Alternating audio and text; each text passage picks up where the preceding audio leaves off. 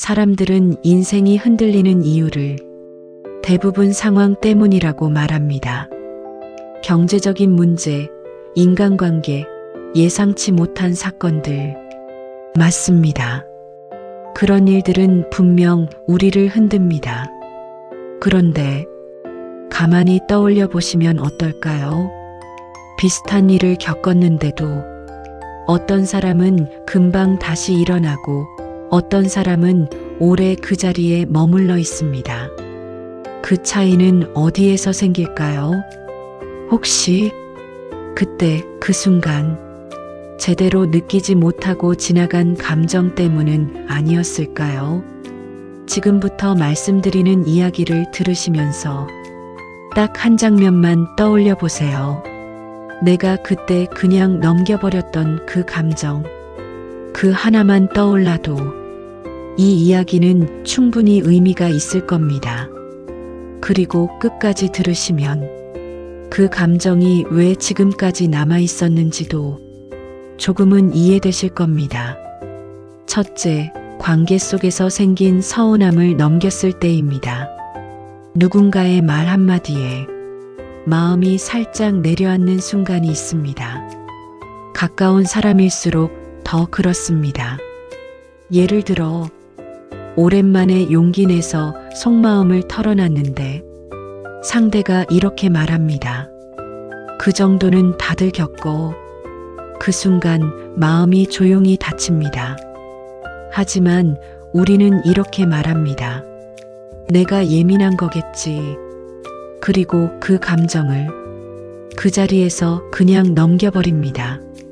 또 다른 장면입니다.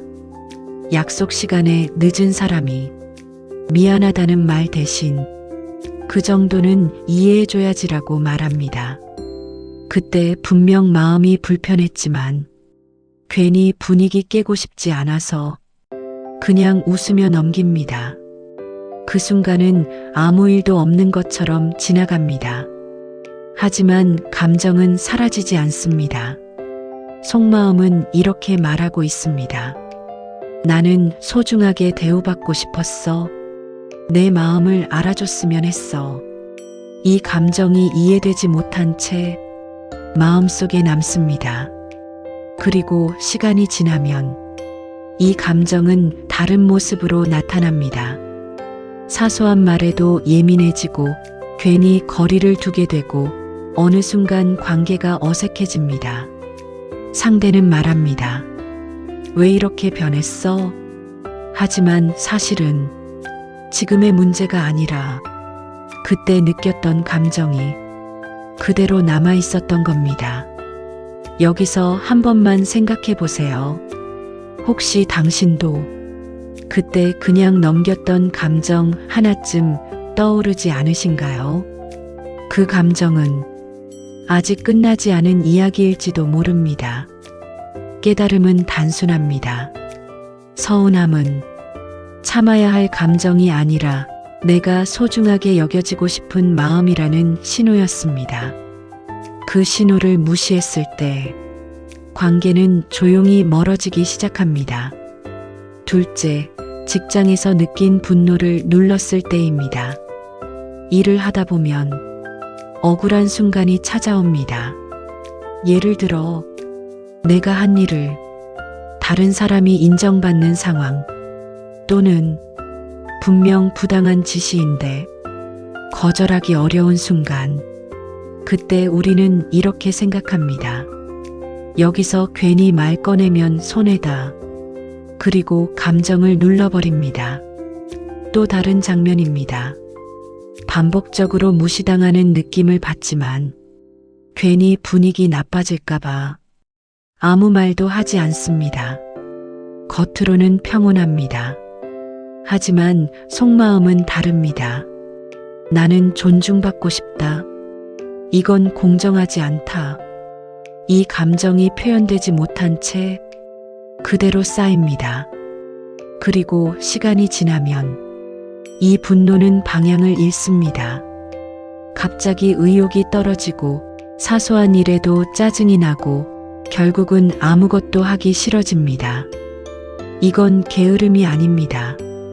이건 제대로 다뤄지지 못한 감정이 에너지를 잃은 상태입니다. 여기서 잠깐 이런 생각 해보신 적 없으신가요? 요즘 왜 이렇게 다 귀찮지? 그 감정의 시작은 어쩌면 오래전 참아버린 그 순간일지도 모릅니다. 깨달음은 분명합니다. 분노는 나쁜 감정이 아니라 내가 존중받고 싶다는 신호입니다. 그 신호를 계속 무시하면 삶 전체의 힘이 빠지기 시작합니다. 셋째, 슬픔을 제대로 보내지 못했을 때입니다. 우리는 슬픔 앞에서 자주 이렇게 말합니다. 시간 지나면 괜찮아질 거야.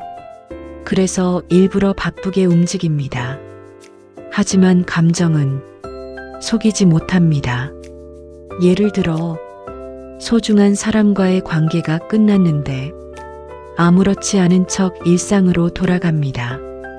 또는 오랫동안 준비했던 일이 무너졌는데 다음 기회가 있겠지라며 넘깁니다.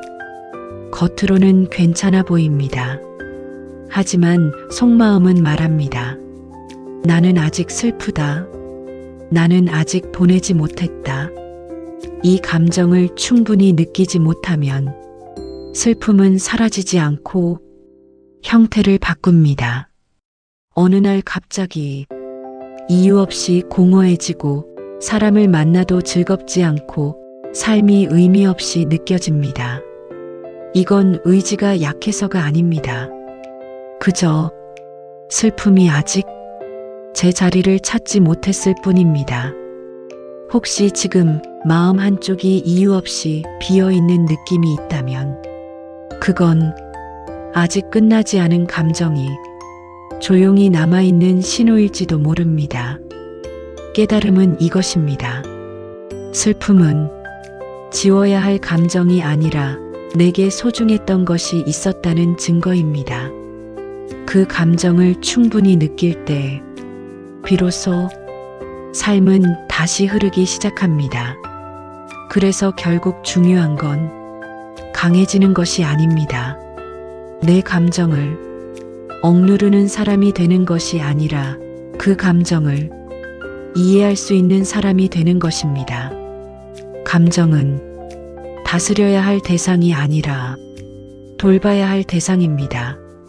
오늘 하루 단 하나의 감정만이라도 밀어내지 말고 이렇게 말해보세요. 아, 내가 이랬구나. 그 한 문장이 당신의 삶을 조금 덜 흔들리게 만들 겁니다.